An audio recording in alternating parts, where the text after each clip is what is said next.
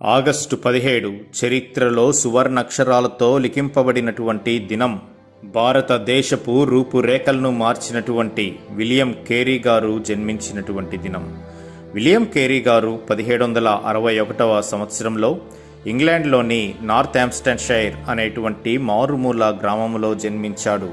ఈయన చాలా పేద కుటుంబంలో జన్మించినటువంటి వ్యక్తి. వీరి తండ్రి చాలా యథార్థవంతుడు. వీరి తల్లిదండ్రులకు ఈయన 6వ కుమారుడు. కేరీ గారు బాల్యం నుండే పక్షుల ఎడల, వృక్షముల ఎడల శ్రద్ధ కలిగి వాటిని ప్రత్యేకంగా గదిలో ఉంచుకునేటువంటి వ్యక్తి. 12 ఏండ్ల ప్రాయంలోనే ప్రయాణములంటే ఎక్కువగా ఆశ కలిగినటువంటి ఈయన కొలంబస్ గురించి వినేవాడు. కొలంబస్ను ఆదర్శంగా తీసుకొని సాహస కృత్యములు చేయుటకు ఎక్కువగా ఆశపడేటువంటి వ్యక్తి. అయితే పేదరికంలో మగ్గిపోతున్నటువంటి వారి కుటుంబాన్ని బట్టి చిన్న వయసులోనే పాఠశాల విద్యను విడిచిపెట్టేసి వ్యవసాయం చేయుట ఆరంభించాడు. చివరకు చెప్పులు కుట్టుకుంటూ తన జీవితాన్ని ఆరంభించాడు విలియం కేరీ గారు. అలా చెప్పులు కుట్టుకుంటున్నప్పటికీ విద్య మీద ఆశ తగ్గినటువంటి కేరీ గారు గ్రీకు భాషను, హీబ్రూ భాషను తన ఖాళీ సమయంలో నేర్చుకునేటువంటి వ్యక్తిగా ఉన్నాడు. అయితే జాన్ వార్ అనేటువంటి తన స్నేహితుడు చాలా ఆధ్యాత్మికమైనటువంటి వ్యక్తి. అతనితో పరిచయం ఏర్పడిన తరువాత దేవుని గురించి, పరలోక రాజ్యం యొక్క విశేషాలను ఆయన తరచుగా తెలుసుకునేటువంటి వ్యక్తి.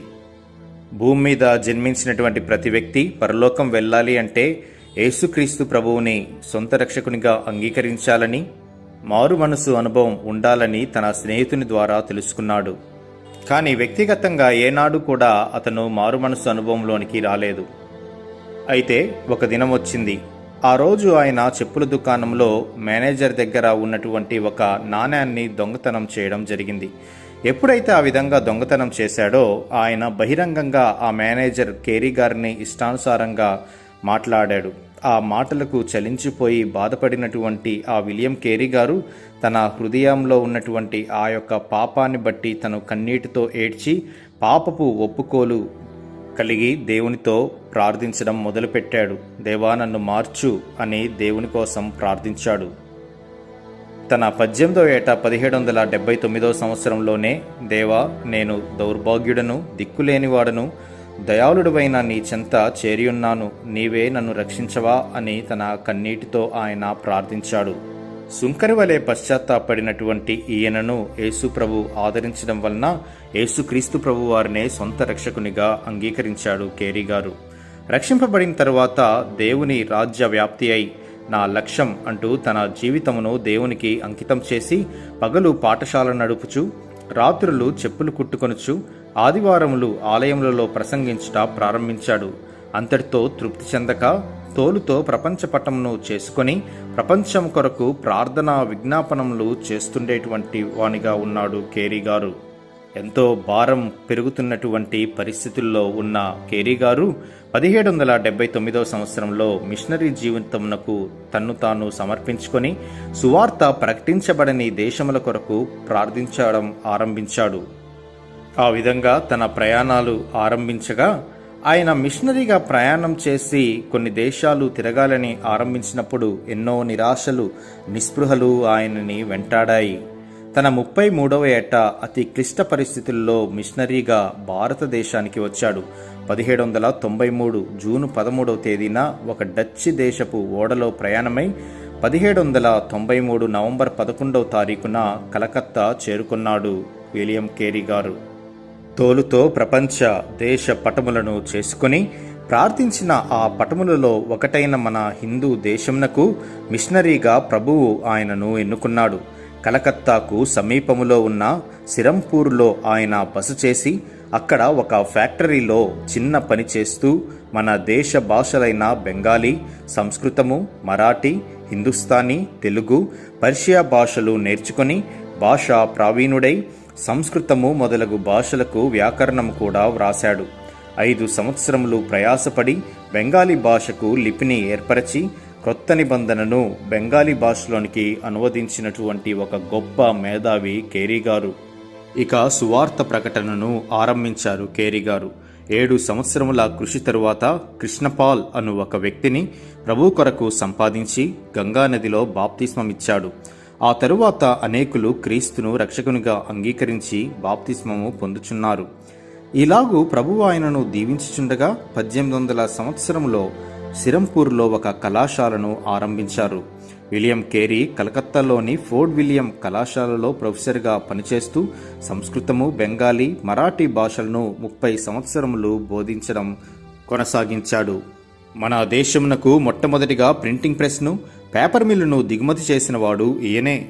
మన దేశంలో మొట్టమొదటి ప్రింట్ అయిన పుస్తకము బైబిల్ గ్రంథము. దీనికి కారణము విలియం కేరీ గారే. ఈయన జీవిత దినములలో మన భాష తెలుగులోనే కాక దేశ భాషలలోని 24 భాషలలో బైబిల్ని పూర్తి చేశాడు. 40 భాషలలో క్రొత్త నిబంధన గ్రంథమును తర్జుమా చేసి ప్రింట్ చేయించినాడు. అంతేకాదు బెంగాలీ, సంస్కృతము, మరాఠీ, తెలుగు వంటి భాషలలో నిఘంటువులను, వ్యాకరణ గ్రంథములను రచించి ముద్రించినాడు. ఈనాడు మన హస్తములలో ఉన్న తెలుగు బైబిల్ ఆయన కృషి ఫలితమే కదా. ఆనాటి సమాజంలో ఉన్న బాల్య వివాహములు, సతీ సహగమనమును, శిశుబలులు మొదలగు మూఢాచారములను అరికట్టుటకు రాజా రామ్మోహన్ రాయ్ వంటి వారితో పాటు కృషి చేసి ఆనాటి ప్రభుత్వమును ఒప్పించి 1829లో ఆ దురాచారములను రూపుమాపుటే కాక వారికి సువార్త అందునట్లుగా చేసినవాడు విలియం కేరీ గారు. ఈయన మిషనరీగా ఎన్నో కష్టములను, నష్టములను ఎదుర్కొని ఓర్చుకునేటువంటి వ్యక్తి. తర్జుమా చేసి ప్రింటింగ్కు సిద్ధమయ్యున్న బైబిల్ భాగములన్నీ ప్రెస్కు నిప్పంటుకొని కాలిపోయినప్పటికీ నిరుత్సాహపడక తిరిగి వాటినన్నిటినీ మరలా తర్జుమా చేసి ప్రింట్ చేయించాడు. ఆ దినములలోని ఈస్ట్ ఇండియా కంపెనీ వారు ఎంతో వ్యతిరేకముగా ఉన్నారు. తన కుటుంబ సభ్యులు, కొన్ని క్రైస్తవ సంస్థలు ఆయనతో ఏకీభవించి సహకరించకపోయినను హిందూ దేశ పరిస్థితులు, మూఢాచారములు ఎంతో ఆయాసమును కలిగించినను ఆయన పరిచర్య ప్రారంభంలో మొదటి 7 సంవత్సరములలో ఒక్క ఆత్మను కూడా సంపాదించలేకపోయినను అడుగడుగున అనేక పోరాటములు కలిగినను పట్టు విడువక దేవుని యొద్ద నుండి గొప్ప కార్యములను ఎదురుచూడు, దేవుని కొరకు గొప్ప కార్యములను తలపెట్టు అంటూ ముందుకు కొనసాగినవాడు విలియం కేరీ. ఈయన గొప్ప సాహసి, బహుభాషా ప్రవీణుడు, ప్రజ్ఞావంతుడు, విజ్ఞానవేత్త, సంఘ సంస్కర్త, నిరాడంబర జీవి, త్యాగమూర్తి. అన్నిటికంటే ముఖ్యముగా ఆత్మల రక్షణార్థమై ప్రయాసపడి అనేకులను ప్రభువైపు తిప్పిన ఆత్మల జాలరి. బైబిల్ గ్రంథమును మన దేశంలోని అనేక భాషల వారి చేతులలో పెట్టిన మహానుభావుడు. భారతీయుల ద్వారానే భారతదేశమును క్రీస్తు కొరకు సంపాదించగలమని స్వదేశ సువార్థికులకు, సంఘ కాపరులకు తర్ఫీదునిచ్చుట ఆవశ్యకమని నేటి వరకు నిలిచియున్న సిరంపూర్ విశ్వవిద్యాలయంను స్థాపించిన ఘనత ఆయనకే దక్కెను. అయినను ఆయన మరణ పడకపై ఉన్నప్పుడు, నేను చనిపోయిన తరువాత నా రక్షకుని గురించే మాట్లాడండి, నా గురించి కాదు అంటూ యేసు ప్రభువును గణపరిచిన నిరాడంబర జీవి కేరీ గారు. వ్యక్తిగత భక్తి సువార్థికునికి మూల ఆధారమయ్యున్నది. మిషనరీకి ప్రాంతీయ భాషా పరిజ్ఞానము, సామర్థ్యము, మృదుత్వము, శాంతగుణం అవసరం. వీటి ద్వారా ఆత్మలను సంపాదించవచ్చు. దేవునికి తన్ను తాను సమర్పించుకున్న హృదయము అన్ని తలాంతుల కంటే అమూల్యమై ఉన్నది. అప్పుడే దేవుడు మానవులను పాప విముక్తులను చేయు మహోజ్వల ఉద్యమంలో పరికరములుగా మనలను వాడుకొనగలడని కేరీ యొక్క దృఢ నమ్మకం. 1793లో ఇండియాకు వచ్చిన విలియం కేరీ 1834 జూన్ వరకు అనగా తన మరణం వరకు 41 సంవత్సరములు మన దేశములో మిషనరీగా పనిచేసెను.